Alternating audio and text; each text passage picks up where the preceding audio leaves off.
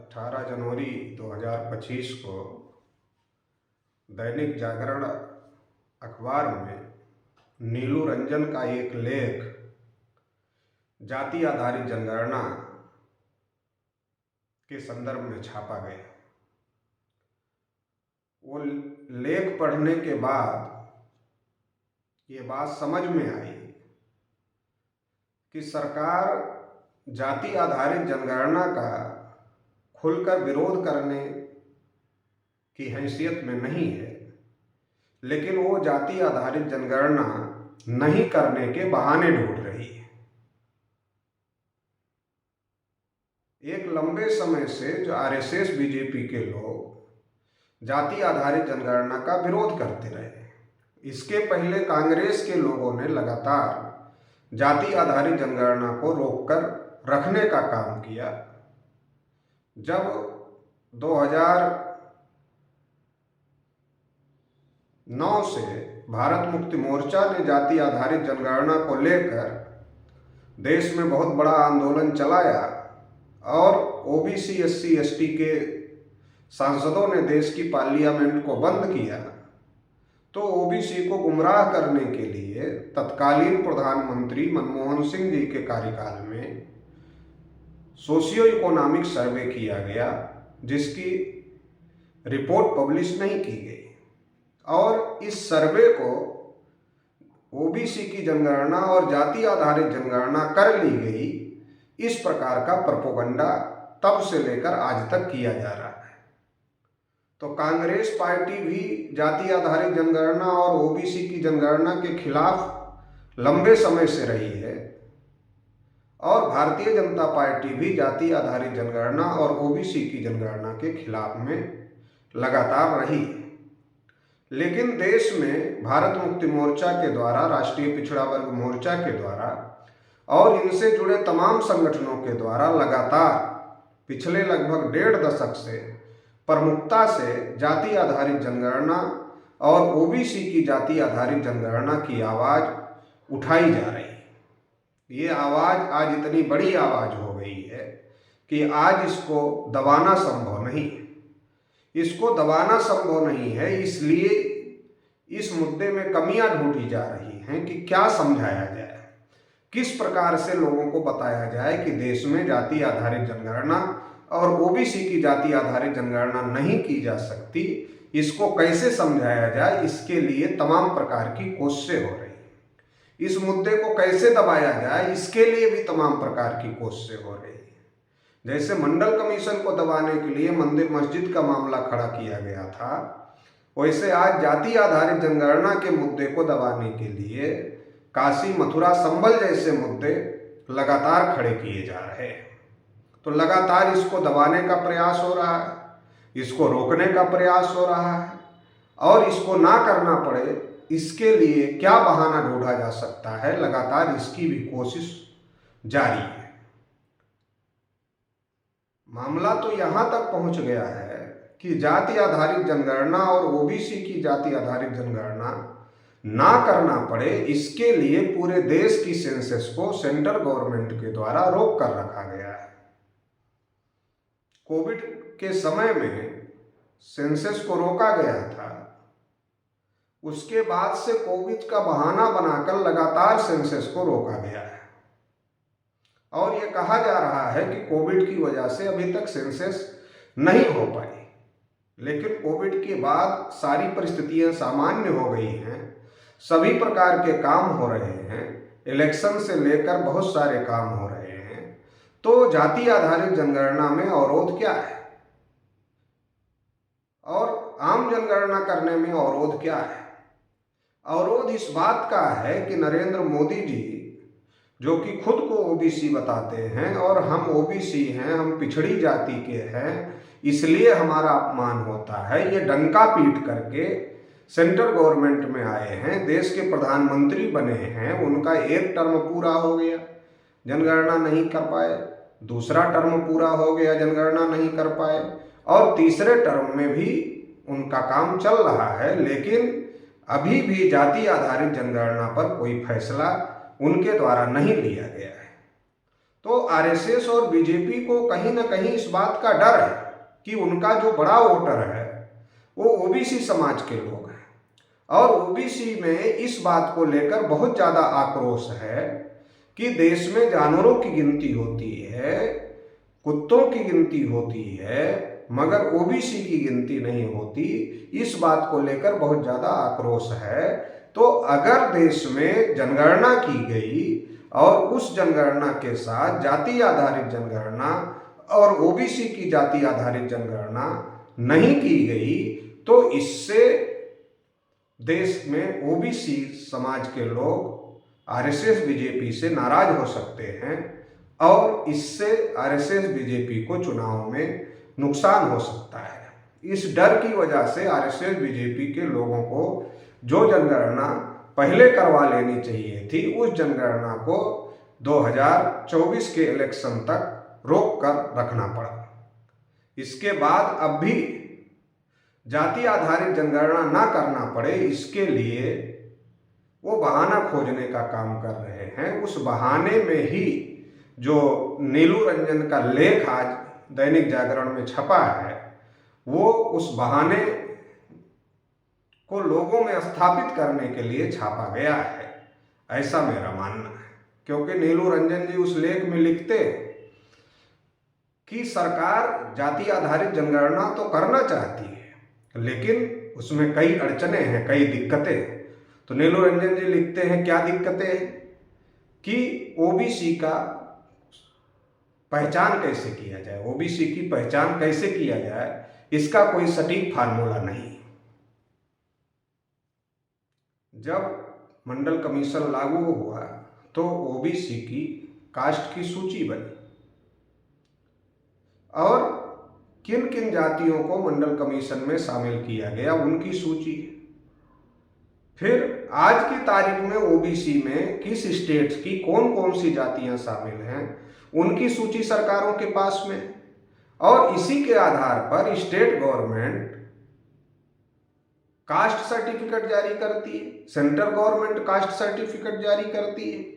तो ये जो कास्ट सर्टिफिकेट जारी करती है वो किस आधार पर जारी करती है, ओबीसी का सर्टिफिकेट किस आधार पर जारी करती है? क्योंकि सरकार के पास में इस बात की सूची है कि कौन सी जाति ओबीसी में है, कौन सी जाति एससी में है, कौन सी जाति एसटी में है और कौन सी जाति जनरल में है। ये सारी सूची सरकार के पास में है। अगर ये सारी सूची सरकार के पास में है, ये सूची अगर परगणक को मिलती है और परगणक जनगणना करने के लिए जाता है, लोगों से उनकी जाति पूछता है और लोग अपनी जाति बताते हैं, तो वो परगणक उस सूची से मिलान करके ये देख सकता है कि एससी में है, एसटी में है या ओबीसी में है, और उसके आधार पर वो ओबीसी, एससी, एसटी जिसमें है या जनरल में है, उस प्रकार से वो अपने फॉर्म में उसको फिलअप कर सकता है। तो कहीं से भी किसी प्रकार की दिक्कत ओबीसी जातियों की पहचान के फार्मूले के लिए कहीं से भी किसी प्रकार की दिक्कत नहीं।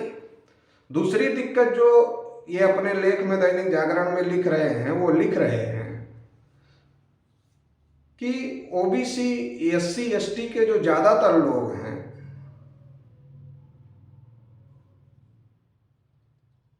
या जो तमाम लोग हैं, वो उनके जो सरनेम हैं वो सरनेम अलग अलग हैं, और जो सरनेम हैं वो सरनेम दिक्कत करते हैं क्योंकि एक ही सरनेम के कई जातियों के लोग एक ही सरनेम लगाते हैं।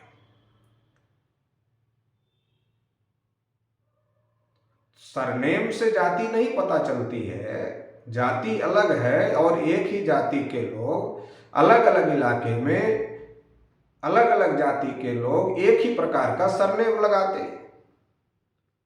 जब अंग्रेज इस देश में गिनती करते थे तब बहुत सारे लोग सरनेम ही नहीं लगाते थे, मगर जब लोग सरनेम नहीं लगाते थे तो भी गिनती होती थी। इनका ये भी कहना है बहुत सारे लोग सरनेम अपने गांव के नाम पर रख लेते हैं या किसी और नाम पर रख लेते हैं, इसलिए उनकी जाति पहचानना मुश्किल है। जाति एक ऐसी चीज है जिसके बारे में सबको ज्ञान है, और जाति सरनेम से नहीं पहचानी जाती। जब सरनेम नहीं था तो भी अंग्रेज जाति के आधार पर गिनती करते थे। जब हमारे समाज में बहुसंख्यक लोगों कोई सरनेम नहीं लिखते थे, तो ये एक प्रकार की बहानेबाजी है। इसको कोई तर्कसंगत नहीं माना जा सकता कि सरनेम की वजह से जाति पूछने में या जाति बताने में कोई दिक्कत है या समझने में कोई दिक्कत है। अगर किसी को पूछा जाएगा वो कौन सी कास्ट में है, तो अपनी कास्ट बताता है कि ये इस कास्ट में है। तीसरा ये लिखते हैं कि बहुत सारे लोग अपने को ओबीसी बता सकते। क्यों बता सकते? तो इनका ऐसा लिखना है कि अगर ओबीसी लोग बता देंगे, इसलिए ज़्यादा लोग ओबीसी बता सकते हैं क्योंकि ओबीसी बताने में रिजर्वेशन का फायदा होता है ओबीसी बनने में, इसलिए ज़्यादा लोग ओबीसी बता सकते हैं। तो ये सबको पता है कि जनगणना में ओबीसी बताने से हमको ओबीसी का सर्टिफिकेट जारी नहीं होगा। तो आम आदमी को भी पता है ओबीसी का सर्टिफिकेट तो तहसील से जारी होता है, और प्रगणक जो होता है वो उसी गांव का होता है, उसी गांव में कर्मचारी होता है, वो उसी गांव में तैनात होता है।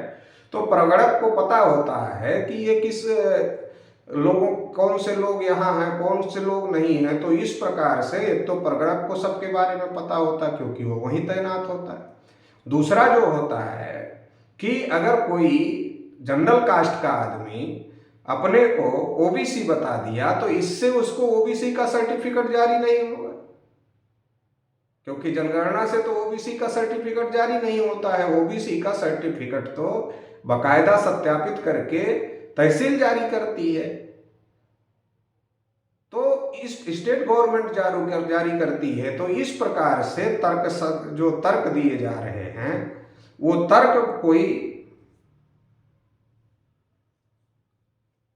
तथ्यपरक नहीं है कि उनको ये माना जाए कि इसकी वजह से जनगणना करने में बहुत ज़्यादा दिक्कत है।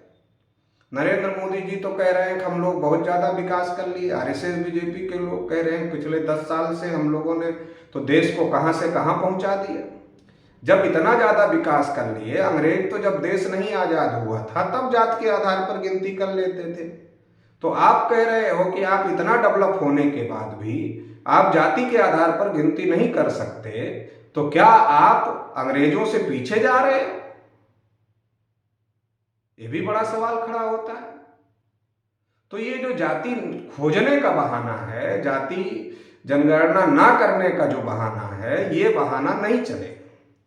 इसके पहले ये कहा जाता था कि इससे तो जातिवाद बढ़ जाएगा, इससे तो समाज में टकराव पैदा हो जाएगा। अरे हमने कहा भाई, इतना दिन अंग्रेज जाति के आधार पर गिनती किए, फिर धर्म के आधार पर लगातार गिनती हो रही है। जब धर्म के आधार पर गिनती होने से संप्रदायवाद नहीं बढ़ रहा है, तो जाति आधार पर गिनती होने से जातिवाद कैसे बढ़ जाएगा? और फिर सरकार तो जाति का सर्टिफिकेट जारी करती है, तो फिर दिक्कत कहां से है? जातिवार अगर गिनती होती है तो इससे यह पता चलेगा कि कौन से लोग आजादी के इतने दिनों में राष्ट्र की मुख्य धारा में आ गए और कौन से लोग जिनके लिए संविधान ने व्यवस्था तो दिया लेकिन इसके बावजूद भी वो नहीं आ पाए। जो लोग आगे चले गए उनको मुबारक हो, लेकिन जो पीछे चले गए उनके लिए स्पेशल योजना बनाकर उनको भी लोगों के बराबर में खड़ा किया जाए। तो इसकी वजह से ये आंकड़े कहाँ से आएंगे? अगर सरकार हमारा विकास करना चाहती है, हमारे विकास के संदर्भ में नीति बनाना चाहती है, मोदी जी तो लगातार विकास विकास विकास विकास की बातें करते हैं, तो विकास कैसे होगा? डेटा तो आना चाहिए कि कौन लोग आगे चले गए, कौन लोग थोड़ा पीछे हैं, कौन लोग और ज़्यादा पीछे हैं और कौन से लोग बहुत पीछे हैं। तो जिस प्रकार से जिसकी समस्या है उस प्रकार से उसका समाधान की कोशिश गवर्नमेंट के द्वारा की जा सकती है। अगर ये सारे आंकड़े सामने आ जाएं तो ये सारे आंकड़े जाति आधारित जनगणना के आधार पर आ सकते हैं। तो इसलिए ये बहुत ज़्यादा जरूरी है, लेकिन सरकार इसको नहीं कराना चाहती। अब सरकार इसको क्यों नहीं कराना चाहती?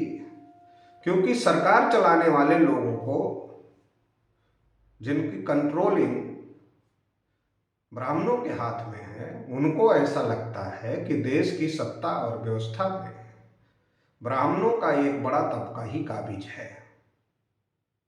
तो इसलिए अगर इनका ही एक बड़ा तबका काबिज है और ओबीसी, एससी, एसटी और माइनॉरिटीज के लोग जो इस देश के असल बाशिंदे हैं, और ख़ास तौर से जो पिछड़े वर्ग के लोग हैं, ओबीसी समाज के लोग हैं, उनकी जो भागीदारी होनी चाहिए देश के संसाधनों में, चाहे वो ज़मीन हो, नौकरी हो, कल कारखाने हो, उद्योग धंधे हों, इनकी जो हिस्सेदारी होनी चाहिए वो हिस्सेदारी अगर नहीं है तो उनको लगता है इससे हमारी पोल खुलेगी, और इससे हमारी पोल खुलेगी तो इन लोगों के साथ भी हम लोगों को न्याय करना पड़ेगा, नहीं तो ये अपने हिस्से की न्याय लेने के लिए अपनी सरकार बनाने का काम करेंगे। तो इसलिए उनको लगता है कि अगर ये आंकड़े नहीं आएंगे तो जो कब्जा एक छत्र उन लोगों ने किया हुआ है वो कब्जा पर लगातार बरकरार रहेगा और बरकरार रहेगा, और देश के बहुसंख्यक लोग अधिकार वंचित रहेंगे और उनके दम पर वो राज करते रहेंगे। तो ये बड़ा षड्यंत्र है, इस षड्यंत्र को समझने की ज़रूरत है और देश में पिछड़े वर्ग के लोगों को इस मूवमेंट में बढ़ चढ़ के हिस्सा लेना चाहिए। एससी, एसटी, ओबीसी, माइनॉरिटी के लोगों को ये जो मूवमेंट है इस मूवमेंट में हिस्सा लेना चाहिए। बिहार में कास्ट बेस्ड सर्वे हुआ तो बड़े पैमाने पर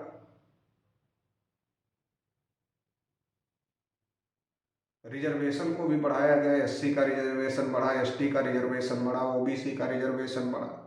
ये अलग बात है कि लोकतंत्र के सभी स्तंभों पर एक ही जाति वर्ग के लोगों का कब्जा है, इसलिए जब इस प्रकार का कोई फैसला होता है तो वो फैसला फिर आगे जाकर अटक जाता है और पता चलता है कि कोर्ट ने उस पर रोक लगा दिया। तो अगर देश में जाति आधारित जनगणना और ओबीसी की जाति आधारित जनगणना होती है तो इससे देश में बहुसंख्यक लोगों को जो उनके हक अधिकार हैं वो हक अधिकार मिल सकते हैं, और जिसकी जितनी संख्या भारी उसकी उतनी हिस्सेदारी इस फार्मूले को अमल में लाया जा सकता है। इसके लिए जाति आधारित जनगणना बहुत ज़्यादा ज़रूरी है। तो इसके लिए अभी आने वाले 9 अप्रैल को राष्ट्रीय पिछड़ा वर्ग मोर्चा और भारत मुक्ति मोर्चा के संयुक्त तत्वाधान में राष्ट्रव्यापी जेल भरो आंदोलन का भी ऐलान किया गया है। तो सरकार इस मुद्दे पर गुमराह करने में लगी हुई है, सरकार इस मुद्दे को दबाने में लगी हुई है, इस मुद्दे को कमज़ोर